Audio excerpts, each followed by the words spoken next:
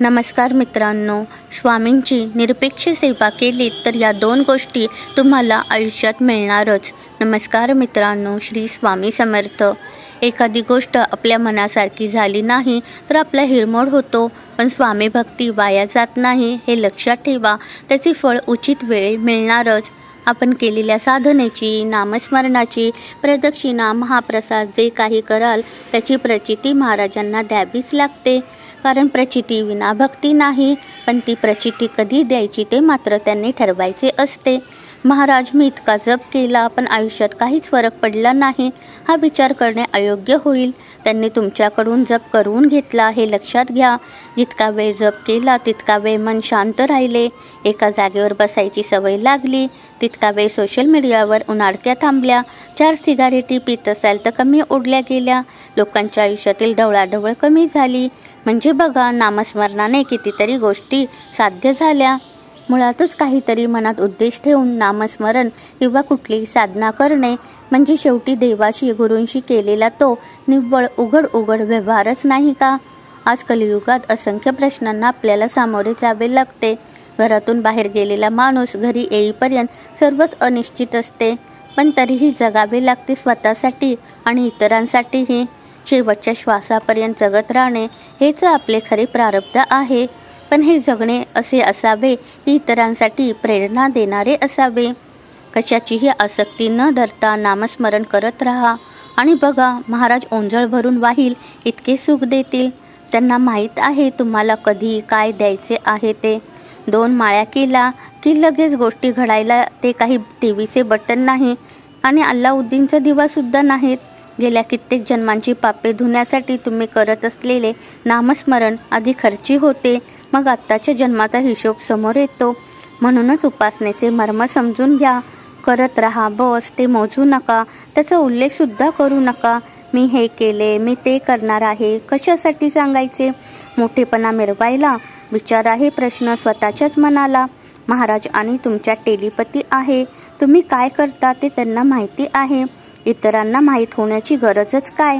अशानेच आपण आपलाच अहंकार आपल्याही नकळत फुलवतो.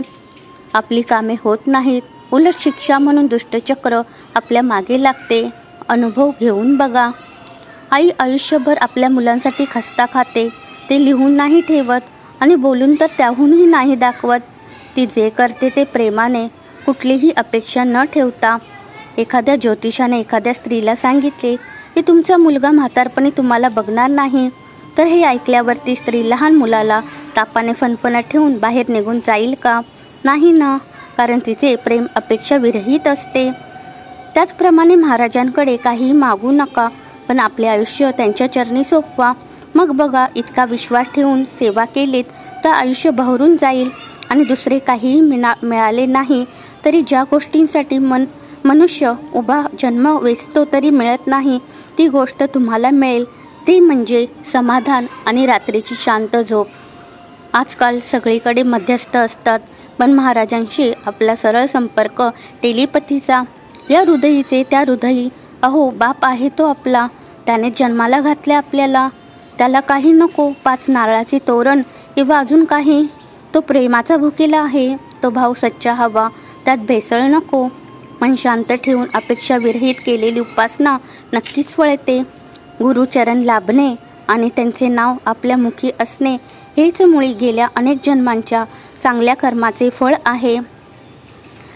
आपण उपासनेच्या योग्य मार्गावर असताना आपोआप मागणे थांबते आणि मग जेथे जातो तेथे तू माझा सांगाती अशी मनाची अवस्था होते. काही नको वाटते. मी, माझे महाराज आणि माझे नामस्मरण हा त्रिवेणी संगम प्रत्येक भक्त साधनेच्या एका उच्च शिखरावर अनुभवल्याशिवाय राहत नाही, हे नक्की. आपण फार सामान्य माणसे आहोत, पण तरीही काहीही मागू नका. न मागता सर्व मिळणार आहे हे ध्यानात ठेवा.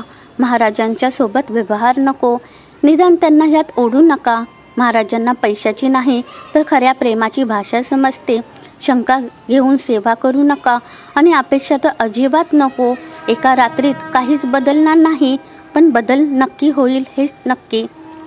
संयम म्हणजेच उपासना आणि तो ठेवला तर आयुष्याचे सोने होईल.